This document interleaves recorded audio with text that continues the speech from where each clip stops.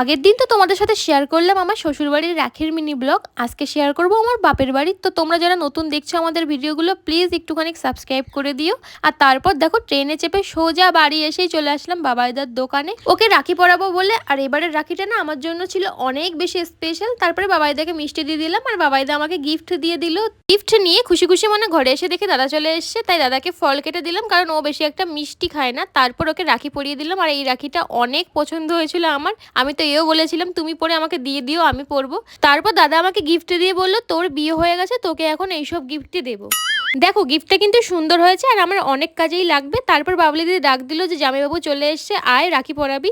তাই জামাইবাবুকে গিয়ে রাখিটা আমি পরিয়ে দিলাম। আর এই জামাইবাবুকে আমি অনেক বছর ধরেই রাখি পরাই। জানো তো ছোটবেলার থেকে এই দিনটা আমার প্রচুর কষ্ট হতো কারণ আমি কাউকেই রাখি পরাতে পারতাম না, কিন্তু এখন তো প্রচুর মজা হয়। তারপর জামাইবাবু আমাকে দিয়ে দিল গিফট। আজকে এত গিফট পেয়ে আমার মন তো একেবারে বাটারফ্লাই বাটারফ্লাই হয়ে গেছিল।